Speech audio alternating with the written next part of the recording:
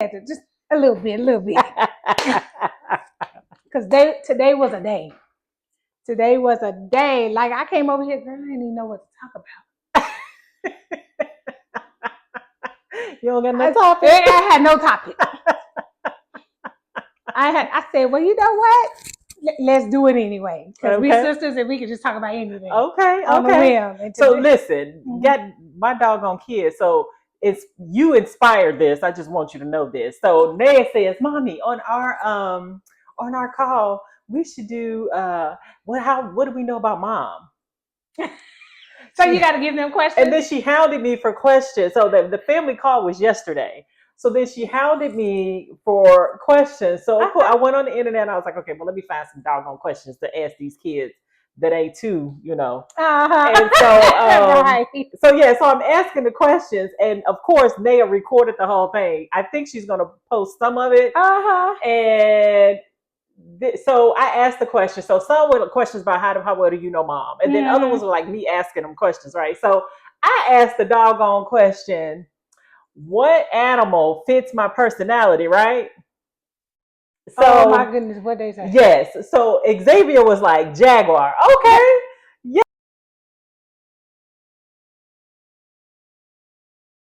Yes, strong, fast, about it, right? So AG gonna say a fucking hyena.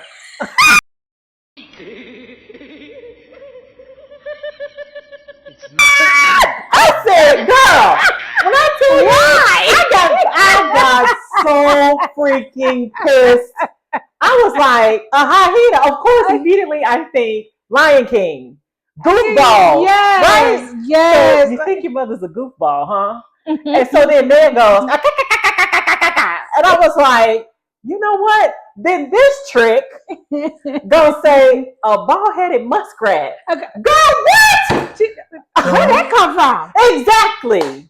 Okay, see, they ain't even playing the game right. Because y'all had to make that up. When I tell, and the only one that did right was Xavier. Then she showed a goddamn picture of it. Oh.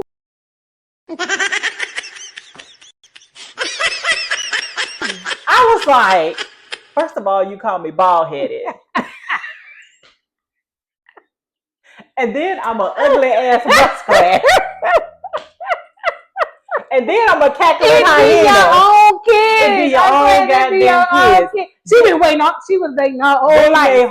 She was waiting her whole life to do this. Disparage their mother, right? She was. Oh, it didn't stop there. Then the piece de la resistance was the very last question I asked. What is the best advice that I have ever given you?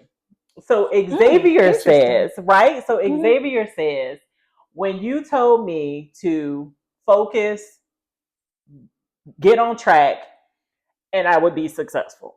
And I'm paraphrasing. Right. So yes, so he's the oldest. He's the oldest. That was his response. Okay, cool. I said, and you're doing so well. I'm so glad that you listened and took that advice, right? So then Naya says, this wasn't bad.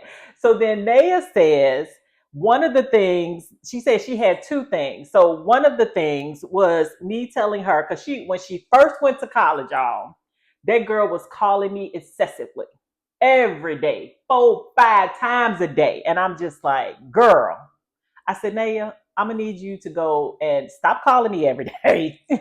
Go find you some friends, get in some organizations, be a little bit more like your mother, and go out there and meet people. Because if you can do that, you won't be as homesick. You won't be as lonely. I do remember you telling her that. You told her that. And you won't have to be calling me all the goddamn time. She ended up pledging and everything. And she pledged. She got into these organizations. They ended up being the leader of the organization. And then I wasn't being called so much, which was absolutely wonderful. So, okay, cool, great. That's wonderful. So then the second thing she said the best advice I gave her was to change her attitude. I said, Naya, you got a stank attitude. You had a stank attitude like I had. I was like, if you don't change this, you're going to be alone the rest of your goddamn life. Well, you know what? So listen, many mothers need to tell their children, especially the daughters. They ain't walking around with, because you already know.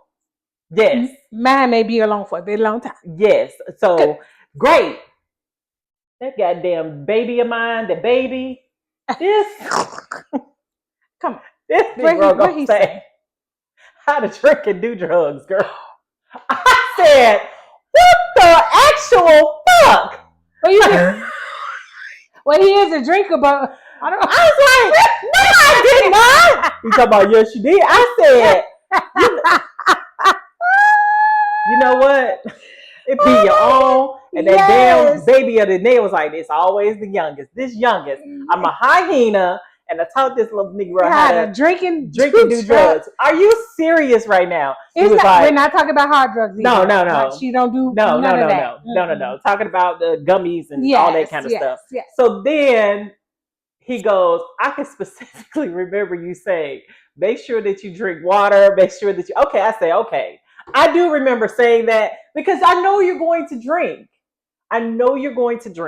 So if you're going to drink, I need you to drink responsibly. So yes, I did say, make sure that if you're going to drink alcohol, keep yourself hydrated, make sure you have food on your stomach so that you'll take your 3 headache pills, whatever Tylenol or Excedrin, whatever headache medicine, take that. You'll wake up in the morning, you'll be good to go, you won't have a hangover. So I did say that. I did not tell this little Negro how to do no damn drugs. Yes.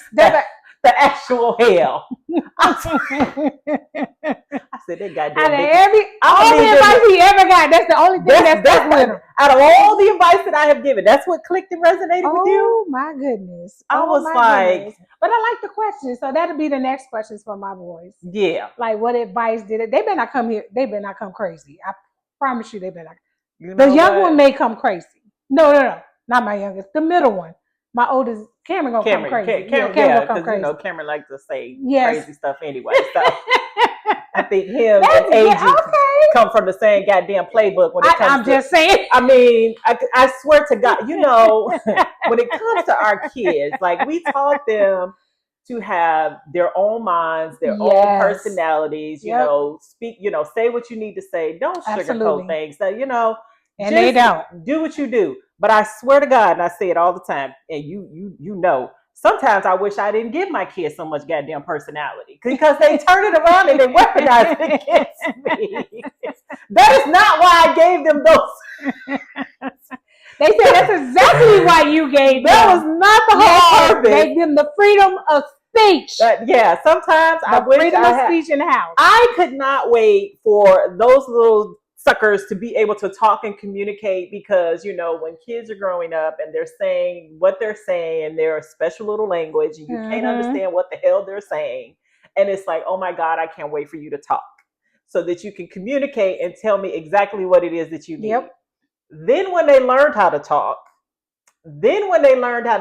like me, I'm like, I mean, the quirky way that they snap back, the comebacks, just all the things, the sharp tongue, and they weaponize it sometimes again, not in a bad way, in a funny way, because we are a very funny family. We do quibble and go back and forth. We shuck and jive each other, all in the name of fun, never out of cruelty or anything like that, if you can understand that.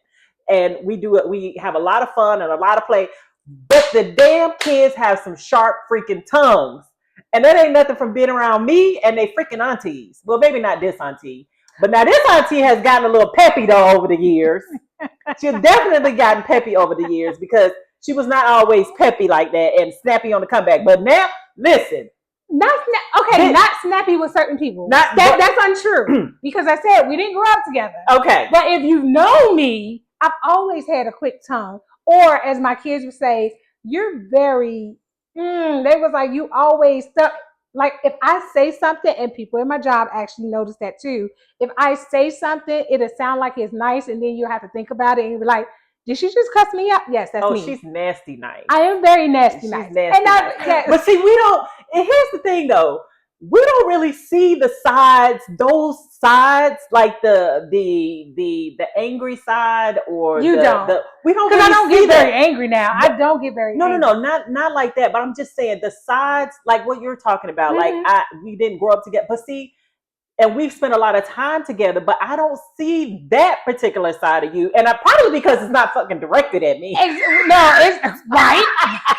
It's not directed at you. And I guess because, like I said, with Isha and Les, they see it a lot. Yeah. And they just be like, okay, this chick right here. Yeah. Like, really? However, half the time I don't have to because I have like 4 sisters that's about to be snappy and about to cuss. I sit back and laugh. I just think it's so comical. Yeah. And I don't do it to my nieces and nephews because they know they my babies. Yeah. They was like, I do. I take up for them. I do. She that goddamn aunt. I am the complete opposite of that aunt. But this one here, they all know that Auntie Vicki, Auntie Vicki, yes. she's the sweet, kind, will do anything aunt. We will do things too, but we will cuss you out first, say what we need to say. And they will. Talk about you. I'm not doing that to my Well, we're gonna, we're gonna go ahead and we're gonna do what we do because that's what we do. We come together, we help. But you're gonna definitely hear our mouths. Auntie Vicki is a little bit more subtle. She's not really a cusser, but she's like the grandmother. When she does cuss, the shit be funny as hell. That's why I don't cuss. Y'all laugh at me. Everybody laughs at me. From my kids, my husband, my siblings, and then they be like, don't do that. Because it is funny. And we know I use it properly, but I guess coming from me. Yeah, coming from her, it's like listening to my grandmother cuss when she cusses. And it's like, whoa, they didn't really piss her off because she don't say fuck, shit, hey, she don't say all of that motherfucker this. But now me, I will cuss like a goddamn sailor. I will. And I don't really give a crap. Oh, y'all do. Yes. I don't really give a crap. Yeah, I will F-bomb in a minute. I surely will. And if you get me really worked up, you see the shirt?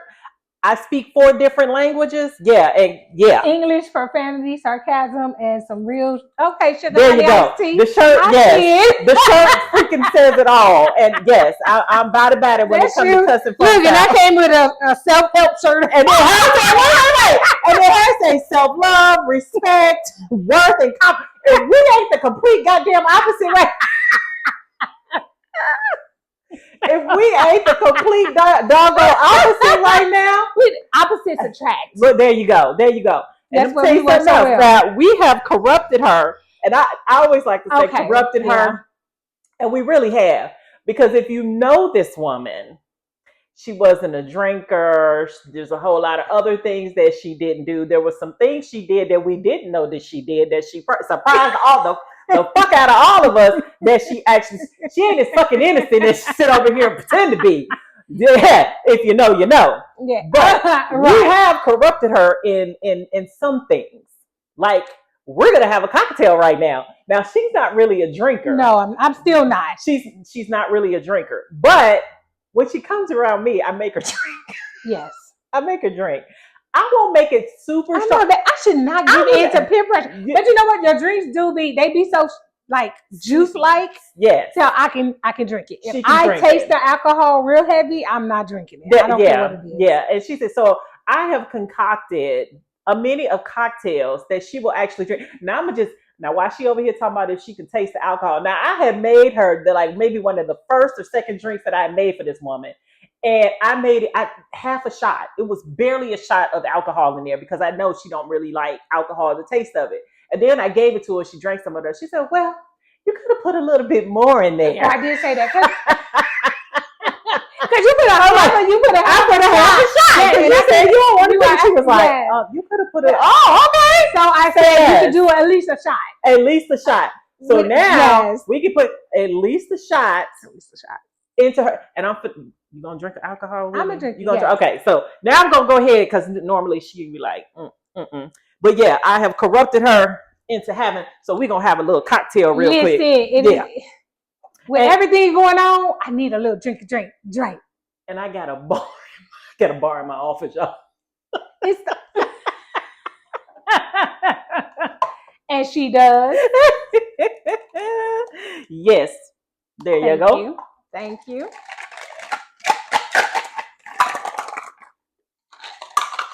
All righty. Put that in there. Mm-hmm. Give you that. Yes. We're gonna have a little crown. Oh, and it's apple. That's apple in there. Crown apple. Mm-hmm. Okay. Little crown apple. See, y'all be drinking this. It smells good. It smells wonderful. When you some of this alcohol, even the alcohol that Joe has at the house, it smells good. But man, And we're gonna mix this with a little bit of with cranberry juice. Yeah, I just discovered some cranberry juice and crown apple, and it's so freaking good. And mix that up. Oh, mix it up. Mix that up. And then you have a little cocktail delight there. Oh, it's doable, y'all. It's doable. See, it's doable, y'all. It's doable. So yes.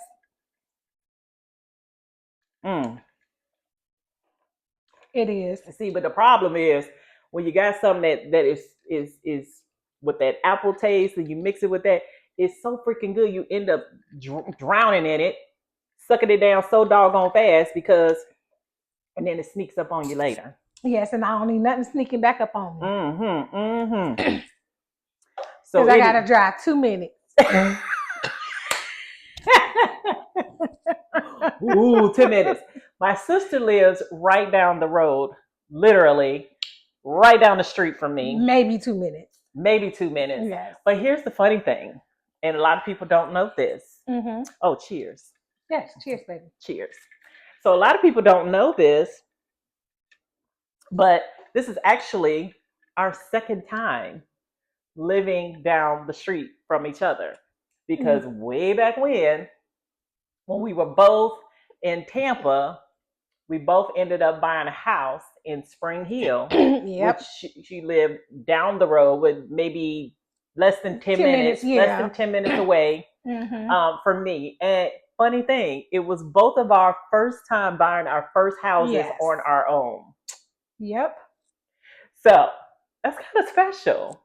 Right? Yes. That's kind of special. And then now we're both married. And we bought our forever homes. Our last home, we bought our forever homes right down the street from each other. So we started out in our first homes that we purchased by ourselves without man. Woo woo. Woo woo. Big accomplishment, big achievement. Yes. Living down the road from each other. And now on the back end, single moms. And single moms. Well, 3 kids. 3 kids. Single moms doing it. I'm telling you, we were doing the dang thing. We were doing it. So when I hear people say, oh, I'm a single mom, or they say I got 1 kid and, oh, it's so hard. Okay, I'm sure it is hard, but I had 3 as a single mom. But I can't. Now I know where you're going with this. Yeah. I know where you're going with this. Yes, I am. But I am. Our time back then wasn't the time now. Like, we have a niece that's the time we had our kids, it was rough. Especially after what you went through and stuff like that and stuff that I was going through. It was rough, but we had resources. What resources? Because I couldn't get no resources because they told me I made too damn much. So what resources? I had none. Okay, I didn't either. But I'm just I actually ended up getting approved for WIC. I did because I didn't have, it was just me. I was the only income.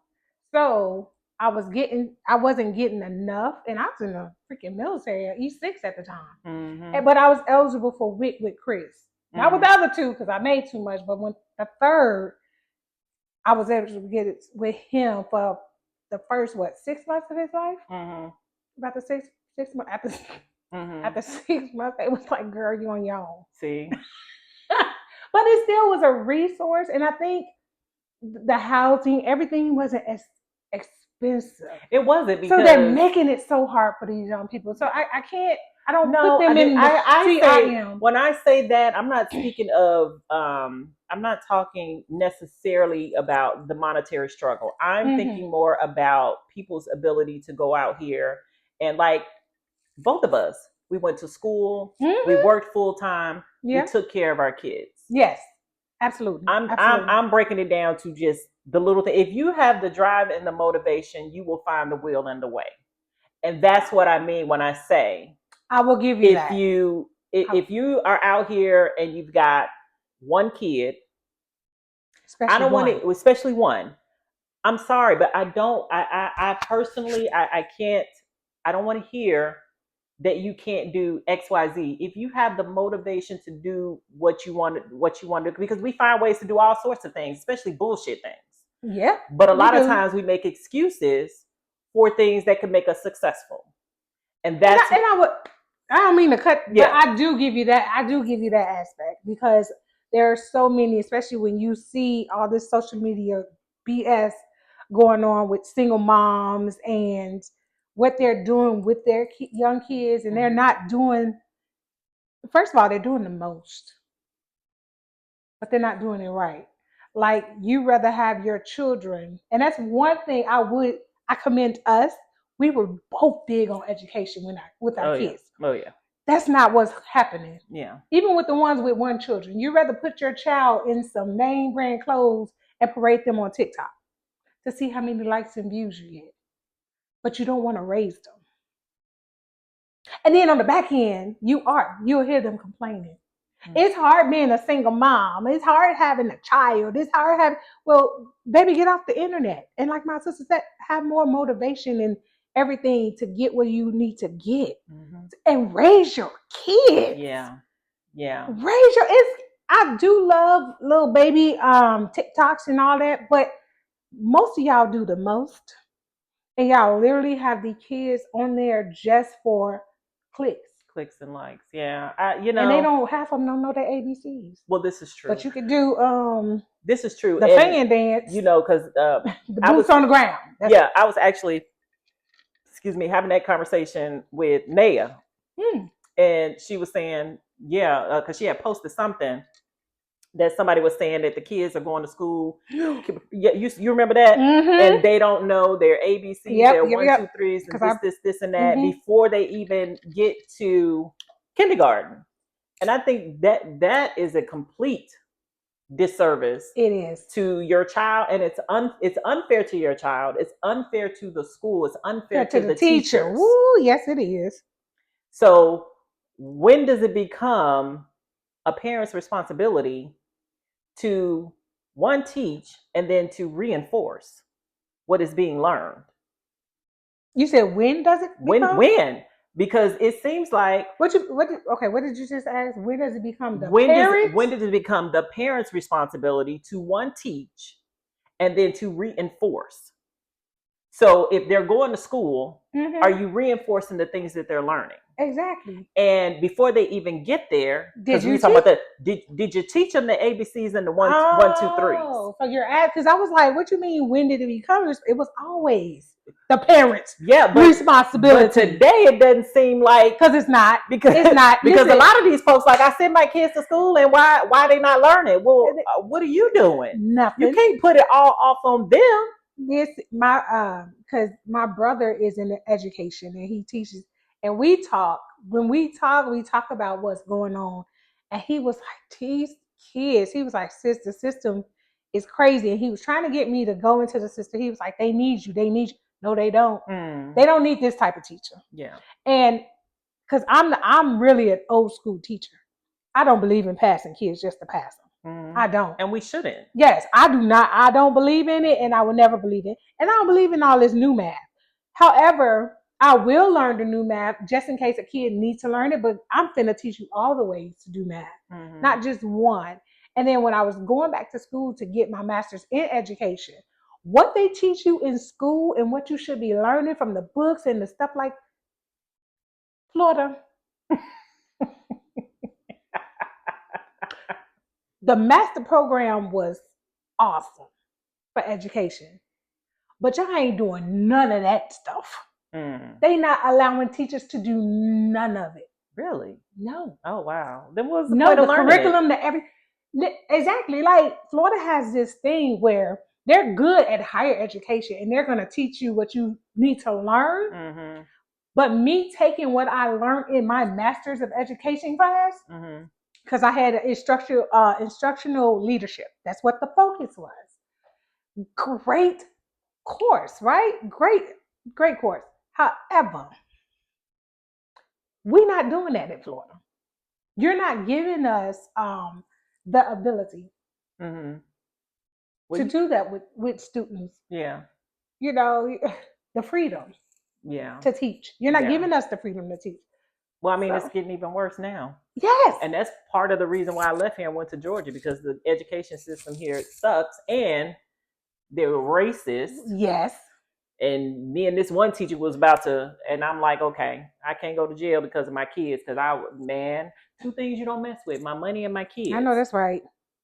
I don't play that. You can do anything you want to me, say whatever you want to say to me, because I really don't give a shit. And that's on everything. I don't care. That don't bother me. My money, my kids, we gonna have a problem. And so after everything that had happened, with the 2008, the home housing crisis. So shit, when I lost everything, I was like, oh, this is a sign. And this stuff just happened too. Oh yeah, this is a sign. It's time for me to get the hell out of Florida and get my kids, get a fresh start, and then get my kids a better doggone education.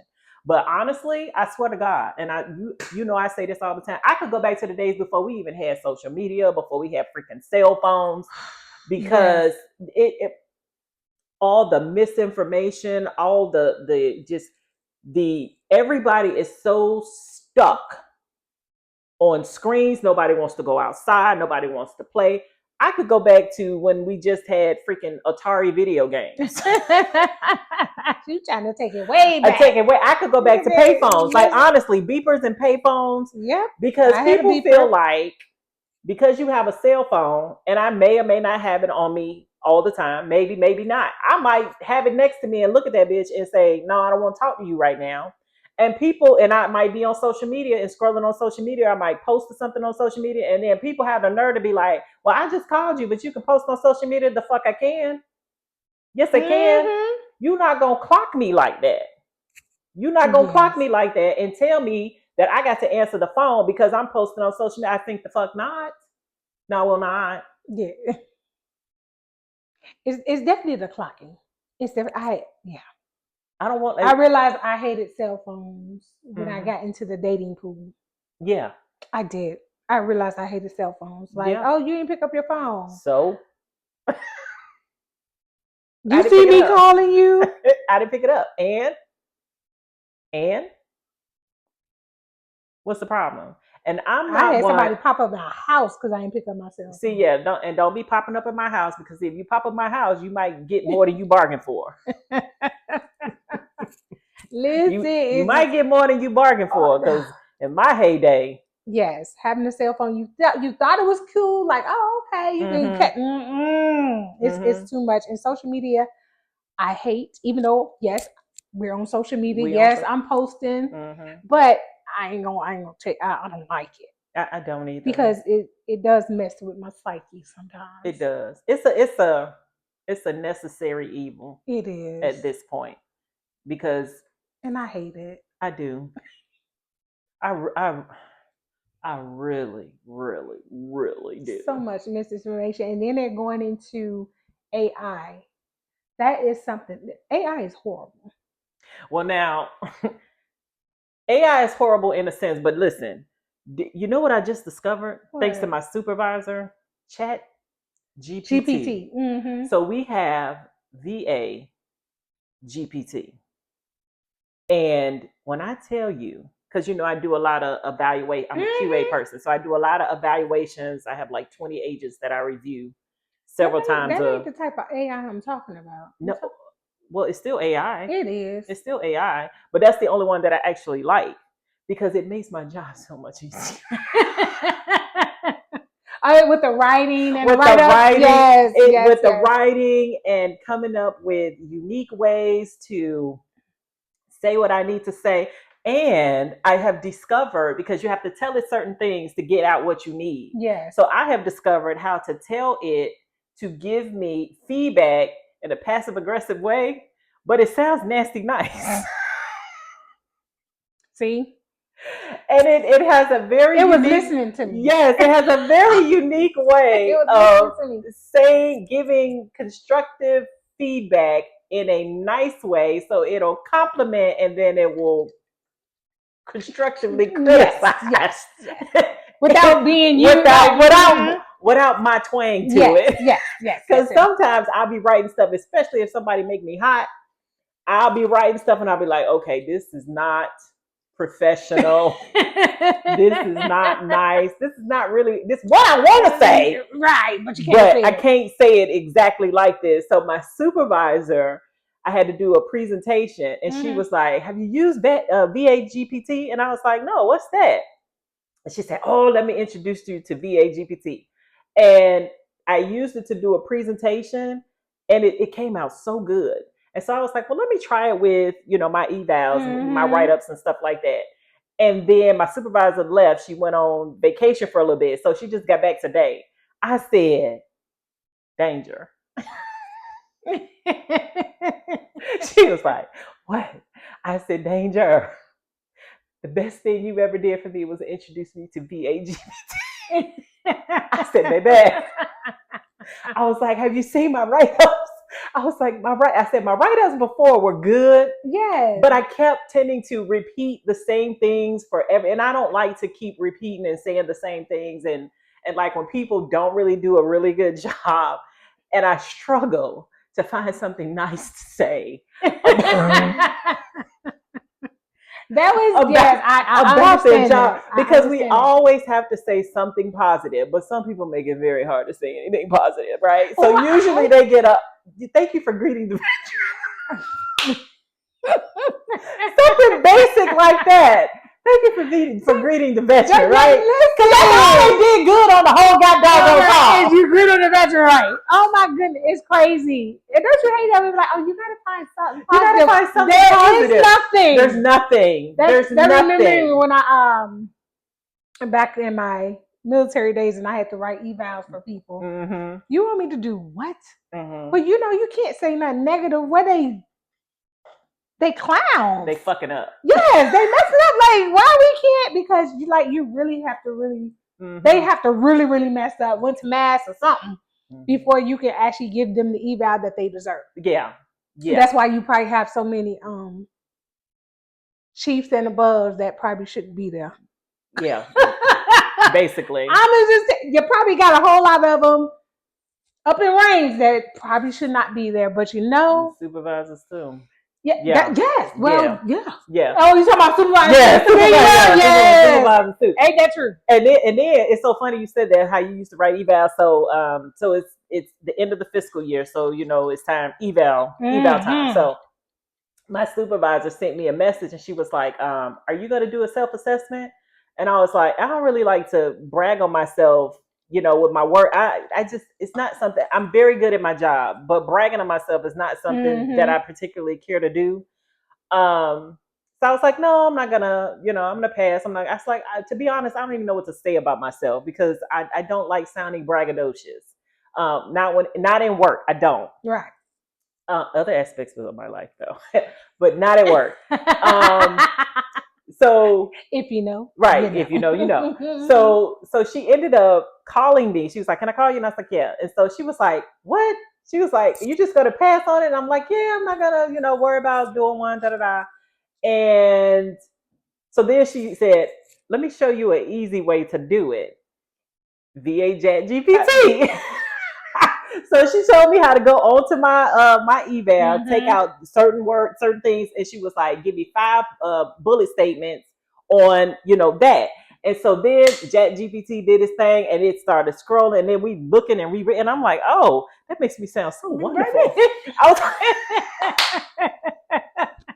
like, because I had already sent it to her. I was like, well, if you kick it back to me, I'll go ahead and do it real quick. I was like, I was like, oh, that sounds really good. I think I'm getting outstanding on my eval, because she had me go straight to the excellent on the thing, and she was like, yeah, copy that. She was like, and copy that one that says, that you excelled on and I was like, oh, I think I'm already hearing what my eval is going to be. That means cha-ching money. And I just got into this job. So typically, when you first start a new position, most people, when they first start a position, they get a fully successful. You don't automatically go in and get an exceptional. Now, I don't know this for sure, but just the way she was talking and having me do this stuff, I feel like I'm going to get an excellent. So that means I'll get the top amount of money for my, on my eval, which is great. But that was me this last time. exactly, Run yeah. me my money. And that's all I've been getting. So and I was fully prepared though to not get the full amount because new position. I'm feeling my way around. Da, da, da. But I think what probably saved me because they depend on me a lot. And she was like, because you're a subject matter expert on this, on this, on this. So I came in and really started making some changes and helping people understand things that they didn't understand. So all of that, kind of worked for me, which is absolutely great. So that's why I feel like I'm going to have a great eval and I'm going to be able to get my bonus at the end of the year because I was really going to miss that check if I didn't freaking get it, quite frankly. And I mean, I would have understood though, first coming in. Then my director, she sent me a message. She was like, because everybody wants to do overtime. Now I've been doing overtime since June, so they just finished a class on how to do. Y'all don't know this, but Bub so they just finished a class on it. She said, "You think you could do a quick walkthrough presentation?" She was like, "Because you're the most knowledgeable person, subject matter expert on enrollment and stuff." She was like, "Can you think you can do that on Monday so that people can do overtime?" And I was like, "Sure, whatever you want."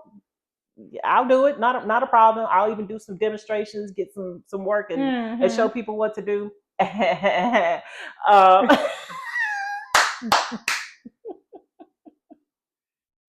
that makes me feel good. They really, when I speak, they really listen. And see, that's all we ever really want. And then my supervisor goes, when she was talking about them evals, she was like, well, if you're going to be a supervisor one day, you're going to have to know how to do it. I'm like, I'm not going to be nobody's goddamn supervisor. Been there, done that, not doing that shit again. I got my own personality to deal with. I don't want to deal with 10 other people. I don't. I don't want to deal with other personalities. I want to come to work. I want to do what I do, and I want to go home. I don't want to be managing folks. I don't want to listen to nobody else's freaking problems. I got my own goddamn problems. I don't want my problems and everybody else's problems. So no, I do not want to be anybody's supervisor. And the older I get, the less patience that I have with a lot of people and their shenanigans and bullshit. And I don't. Ain't that the truth? Oh, hello. And I don't want to be bothered. I don't want to be bothered. So when she was like, yeah, when you become supervisor, it's mandatory. And I'm thinking to myself, I don't be no goddamn supervisor.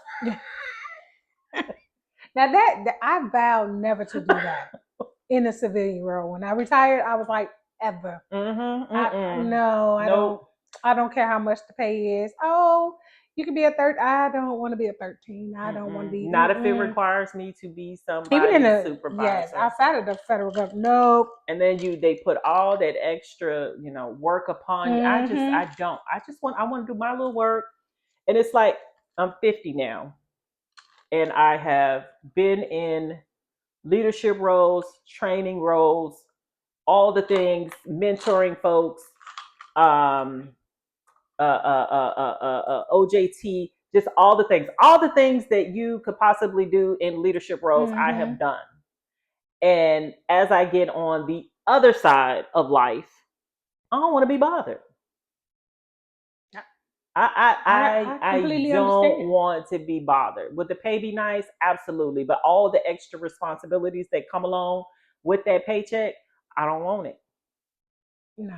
I don't want it. I've had my fill of spreadsheets. I've quantitative, qualitative. I've had my fill of all of that. I've had my fill of sitting in meetings day in and day out. Yes, especially the ones that could have been an email. Hello, that could have been a doggone email because my supervisor stays in meetings. I don't want to be in meetings because you're meeting about the meeting that you already had. Trust me, sitting in those meetings, I'll be like, oh, okay, this is way too much. And half time, I know me, the way my mind works, I ain't listening. Yeah, I'm not. I'll be asking my coworker who don't listen either. Yeah. I'm like, girl, what they say? We all fucked. Because ain't nobody fucking paying attention to nothing. Every I sitting in some of them meetings, you be like, squirrel. Now you see this? Now she ain't in the drinker, but hers is gone. I'm still sipping. I was thirsty. I was thirsty. And it was good. There wasn't a lot of alcohol in there, so it was really good. It was so not. I may make myself this drink. I may. I don't drink like that, so I ain't gonna just pull out no doggone alcohol from my cabinet. And she got alcohol in her cabinet too, because her husband keeps alcohol in the house. Mm-hmm. He So she does. could He don't surprise worry me one about day. it though, because he's like, she ain't gonna touch it. Now me on the other hand, Come I down here and might like, touch it. But you know what? I don't drink as much as I used to. Although Darian says I'm a lush, I'm not a lush people. The only time I really drink is when I'm on vacation. When I'm on vacation, I do partake in the alcohol, and that reminds me of another damn thing them goddamn kids said. what? So I said, what is the one thing that I always take when I go on vacation? These sons of suckers say alcohol. I would have said that. I'm I would have. You could have. All of us would have said that. I mean, it's true. It is true. But there are other things that I take on vacation more than alcohol. What, your camera? My cameras. Okay. My cameras, Yes, for freaking your cameras. instance. Like, yes. y'all can't. Oh, I swear to God. Well, that's the first thing that popped up in their head. They like, oh, is this a speed test? Because I can give you that. So according to my children, I am a drunk, drug addict, bald-headed muskrat hyena. Yes, you are. But you got throw the Jaguar in there. Yeah, with a side of Jaguar. Yeah. I mean, Jesus H. Christ. But yeah. Have you ever wanted to just cuss your kids out? Listen, but you I think I might flip one of them off too, and they. But it's funny you say that, because even before we recorded that, Mm-hmm. we used to always do that, and I played that game with the boys. Mm-hmm. And not Janice. Well, I can't. Oh, yeah. Okay. You know, it's not all. We're not always getting her on the phone. But Okay. anyway, that's another story for another day. My oldest, it's okay. But the two boys I played that game with, and it was so funny because Chris was able to answer all the questions, and Cameron's like, "Really?" So Cameron, like, how do you not know? You was with me the longest, sir. Well, at least I thought. And then he left me, and then me and Chris have 6 years behind him. Mm-hmm. And I was just like, really, Cameron, you don't know nothing about your mama? Like, you ain't know, because I was asking like my favorite color. I was asking my favorite movie, my favorite this, my favorite that, and Chris this, that. Like, he was hitting them. And he was like, I'm just shut up. I baby said he just gonna shut up, and I was like, "How do you not know though?" He wasn't paying me attention. I think he just stopped caring after a while. You know, they know everything under the sun about you when they're in the house, and then as soon as they leave, get on their own and start their own stuff, it's like they don't remember nothing about you. I know. Nothing about you. I feel some type of way about that sometimes. You know, I was feeling some type of way when I was asking them questions, but they didn't do too bad though. They did not do too bad. Oh, here's another thing. So fucking AG, man. So I said, when was I my first kiss? This Negro gonna say 12. What? Oh. I said that just popped up in his head. I said, AG. It could have been 12. No. How old were you? 16. Oh, you was older than I was. 16. Paul. Oh, really? That's so cute. Mm-hmm. I was younger. I got in trouble. You had who? I got in trouble. Oh, did you? I got a whole whooping. How old was you? Was you 12? Right. Bitch, you was 12. I could have been though. I think I was 12 or 13. I think I was 12. Yes, because you know, like a real kiss. Yes, listen, tongue and all. Let me tell you, right? That was my first. I'm gonna tell you this story. I know, right? Yep. Me? Oh, whatever. Not Vicki Lynn. Not Vicki Lynn. Well, I used to be able to walk down to my cousin's house when we lived on 107th Street, and they lived off of 105th and something. Whatever, like you have to go down all the way down the hill, past Michigan Avenue, everything. Anyway, I used to take that walk.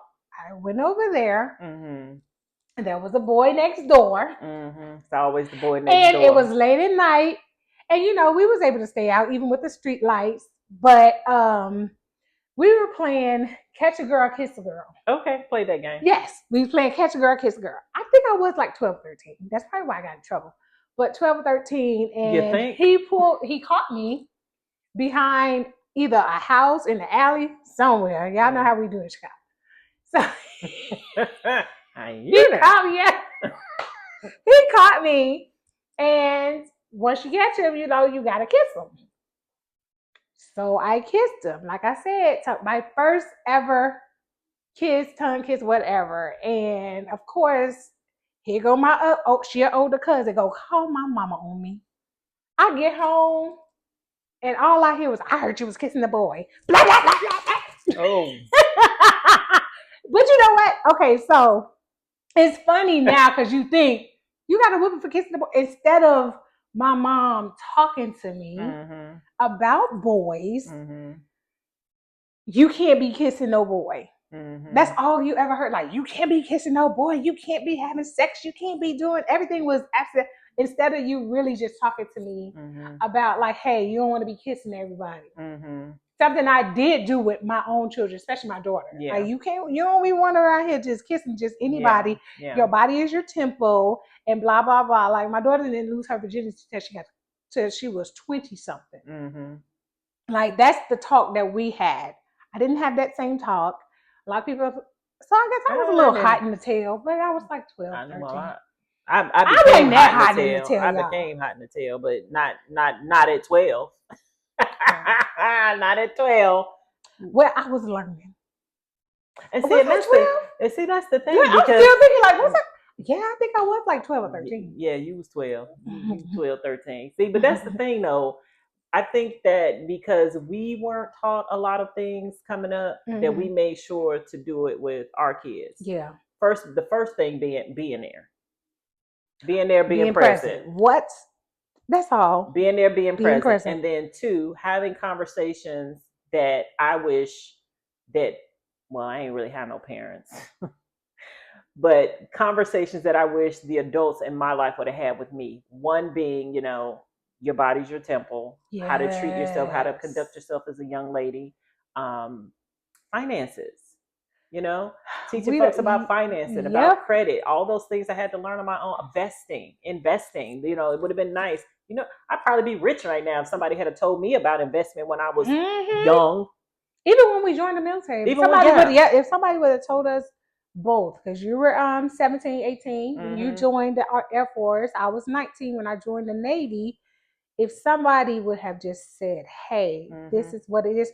Well, I did have somebody try to talk to me. They ended up, we lost contact. So I did start when they had Templeton and something where I was putting $50 away when I first joined. And I was doing good. But then life happened. Life happened and nobody was there to really guide me. They said, girl, don't touch that. You can live without that. Do it this way, do it that way. Yeah. I'm with you. If somebody would have said that, and I love how we both were able to give that kind of education to our own children. Yeah, to the point where they freaking shocked the hell out of me, like when they were in high school, and my kids taught me about Acorn and Robin Hood. Like, wait, what? Oh, wow. Like, y'all doing what? Putting money away into those accounts to save money, to invest money. They were like, yeah, Mom, we listen. I'm always surprised when my kids listen when I talk to them about things, because I think they're listening, but you never know until something like that happens, and then they'll be like, "Oh yeah, I have an Acorn account. I have because those were investments that were easy for them to." I have those accounts.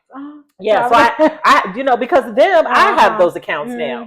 So even me, as old as I am, still learning from my doggone kids about different things, investing and things like that, because I was never taught that. I had to learn a lot of this stuff on my own. Now I do other type of investments, but the investments that they were doing were things that, like when I buy everyday things, who knew the Acorn, whatever you buy, you attach it to your card and then it rolls over whatever the what do you call it? The change.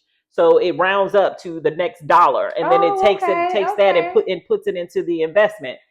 I didn't know anything about that until the kids introduced me to that. See, amazing, So isn't it? I'm teaching them, they're learning things, and then they're teaching me. Exactly. Mm-hmm. And as parents, we got to always be willing to learn Exactly. and open our minds up to it too. Exactly. To because the world is forever changing.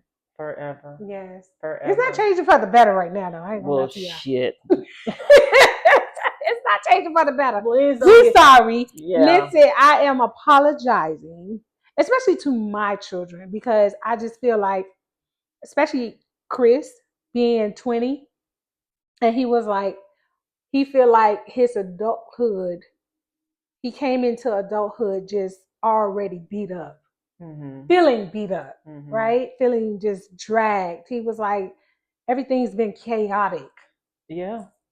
Since he's been an adult. Yeah. And he was just like, when is the end? Like he was like, I want the time y'all had, when President Obama was in there, or even when Clinton, he was like, I want those times. Yeah. He's like, because y'all seemed like y'all had more fun, y'all was at peace, y'all was this. We I were. said we were. We were. I said it wasn't as chaotic. I said Yeah. we still were fighting for stuff.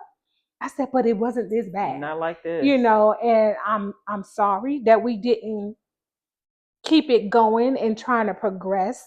Well, I ain't sorry because I'm part of the 92% and I did what I need to do. Me too. But I'm sorry that the world didn't, or the people in the United States, those people that voted the way they didn't think about the future of the kids.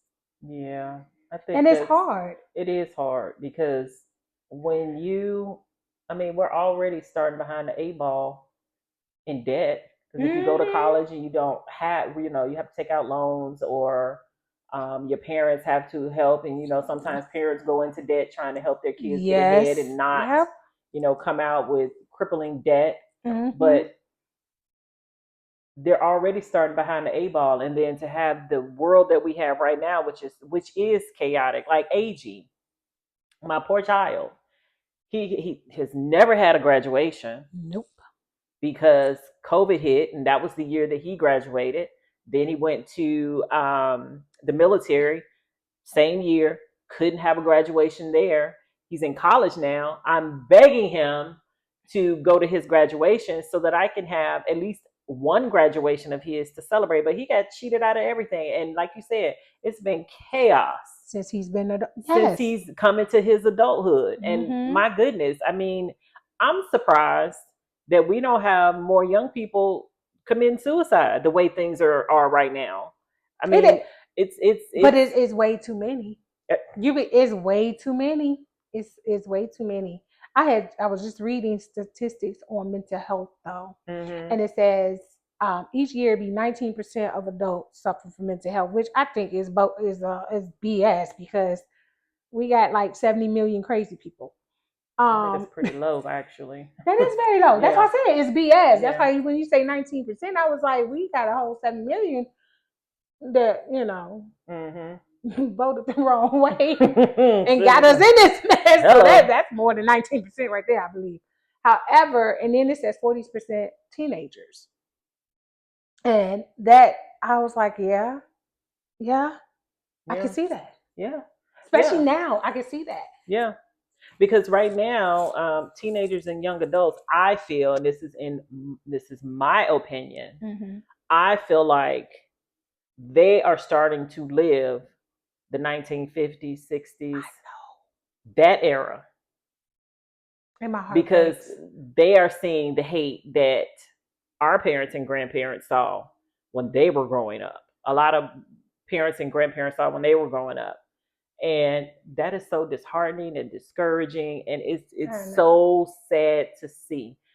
I still harping back on the Clinton days because I had money in my pocket. The economy was doing well. I absolutely lived for those days. Yes. We probably will never get that back. Never. Probably will never get that back. We have to get some resemblance. We have to get something back for them. We have to do something. And I don't know what that is. I don't either. It is hard. It really is. Every time I have to stop and think about it. And every time I'm talking to one of them, Cameron or Chris, if I'm talking to them they just as frustrated as I am. Mm-hmm. Like they're doing their things, like your children, they're doing their things and they don't have to worry like some people Mm-hmm. really have to worry. Mm-hmm. But at the same time, I know for me and I know for mine, they still struggle with the chaos that's going on Yeah. because they don't like it. Yeah. And Mine too. they're empaths like me, like this is some bull. Yeah. Like, why are you messing with people? Yeah. Like my son don't have to worry about healthcare. Neither one of them right now have to worry about healthcare. Yeah. However, there's millions that do. Yeah. Yeah. And for y'all to take that away from people and be okay with it, yeah, that breaks my heart. it does. It really does. Yeah. I promise you, y'all, I be wanting to cry because I was like, what can I do? I'm not getting out there to protest. I'm just not. I will do other stuff. I'm not getting out there to protest with y'all because the way he, not doing it. But I do believe that we should do a blackout.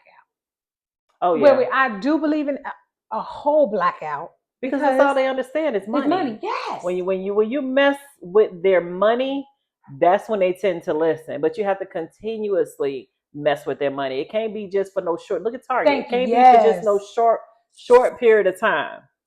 You have to really mess with their pockets to get them to stand up straight and do what the fuck they know they're supposed to do. Because anything short of that, it don't work. We really need to get that mentality of the Montgomery bus boycott. We do. That's the mentality. That's the type of energy we need to bring. Exactly. But everybody don't have the same energy. I know for me, my sisters, because we talk about this heavy. I know we could do it all day, every day. Because we scream it like, oh, because none of us went to Target. We was like, oh, we boycott Target. I ain't been to Target in I don't know how long. Me neither. I don't even go to Walmart no more. Me neither. And I used to live in Walmart. I had to step foot in the Walmart. Oh my God. Since we said that was the end of Walmart, I have not had a problem with it. I haven't either. I haven't missed out on it. You know what I've discovered? Dollar General. I have discovered Dollar General. I have discovered Family Dollar, whatever. Yeah. And now hopefully they don't fuck up, and then I have to boycott their asses too. But and I don't do Amazon like I used to. Me neither. I used to live at Amazon. So I don't even do Amazon. I don't even do Amazon like that anymore. Now, if it's something that like I really need and nobody else have, I just have to, because I know that it's like small businesses and things like that are on there, but I will look for small business and things like that if I do have to go there. But yeah, I don't even frequent them I started doing that too. We're looking for small businesses and stuff like that. And I was like, let me find black businesses. Yeah. I definitely started looking for those particular ones because that's who I would like to give my money to. But I wish more of us could be on that level because some of us, we just gotta go to Target. We just gotta go to Walmart. Yeah. You can do other things, trust me. You can. But what I used to tell, and it's so funny because Chris stopped going to Walmart. Good for Chris. He did, but you know what? He did. He lived in Walmart too. And I just told him, and I was like, well, okay. Because you're on your own, you're 20. I said, well, if you just have to go to Walmart, I said, get essentials. Like, don't shop big. Get essentials. Get toilet paper. Get paper towel. Get your deodorant and your body wash and all this other stuff. But he literally just stopped going. I said, he said, nah, I'm good. Yeah. I was like, okay. Yeah, okay. Good on him. Yeah, because if y'all want to be disrespectful to people as a whole, then you don't need my money. You don't. You don't need my money. I mean, there's plenty of people that I was like, they get plenty of money. They don't need mine. So that's how I feel about Walmart. That's how I feel about Target. I don't even fucking go to McDonald's anymore because they was on the list. Yeah. And I'm not a big McDonald's person. Every blue moon, I have a taste for a Big Mac or something like that, or fresh French fries or something like that. But hell, I make my own goddamn French fries. Girl, I even started making my own goddamn potato chips. See, I got to come down here more often, huh? Yes, give me I even make my own potato chips now. Yes, okay, and they are very tasty. My lightly sea salted potato chips. The next time we get together, we gonna see these potato chips. I can make some potato chips. Yes, I can make some potato chips. Yes, these potato chips. Very easy to do. Yes, honey. Yes. I can make some for I stopped going though, to be honest, and I just stopped. Realize I don't go there no more. It's Chick-fil-A. I don't go to Chick-fil-A anymore I either. used to stay there, but Nope, I was live like, there. I have not been to Chick-fil-A probably in over a year. It's been, yep. Ever since they And was like, yeah. and I'm just like, I don't know if I just got over it, but then Mm-hmm. because I do know the background, but I was like, I think I was just over it. No, this was because of the background. Background. Yep, the background. So I was like, you know what? No more Chick-fil-A. And I'm fine with it. You know how much goddamn money I saved? Hello. Because I was there every week. Nope. Hello. Nope. Now I go to Bojangles. You know, they got a Bojangles here? Yes, it's a Bojangles straight up the where we at? If you go out of the subdivision and make a right and go all the way down, it's probably about 15 minutes up the road. It's gonna be on the you have to turn. Okay. Yeah. Is it past the Walmart? It's past the Walmart. It's past the Walmart. It's past the Walmart. Okay. Yeah, it's past past the the Walmart. Okay. And it's when you go past the school down there, you'll see it's like a blue sign that has some other little thing. That light, I can't remember the name of the street, but at that light, you would make a right, and the Bojangles is right there. Oh, okay. But yeah, because I love they bow rounds. I don't know what that is. Bow rounds. That's the little. I never ate at Bojangles. Oh, really? So that's the potatoes that they had, the little hash brown potatoes, but they got onions infused in them. Oh, okay. They are so good. And I got to know the manager because she's there every morning when I stop by every week. So Maika. So I now know her. And as soon as they see my truck, yes, baby. And so as soon as they see my truck, baby, they drop my bow rounds, baby. I love that kind of service. They be like, "Hey, Miss Sonia, how you doing?" I'm like, "Hey." I feel like Cheers. Everybody know my name, or should I say, know my truck? Although I went there on a Thursday morning instead of my usual Friday or Saturday because they know I go get my hair done. See, they know I go get my hair done, right? And it was a different chick up in there. I was like, I don't know you. Oh. But then I saw the because she was in there. She was like, I just dropped your bow rounds, girl. I'm going to bring them out to you. I'm like, now you didn't look at the other girl like, she ain't going to do what I said. I don't know her. Yeah. I don't know her neither.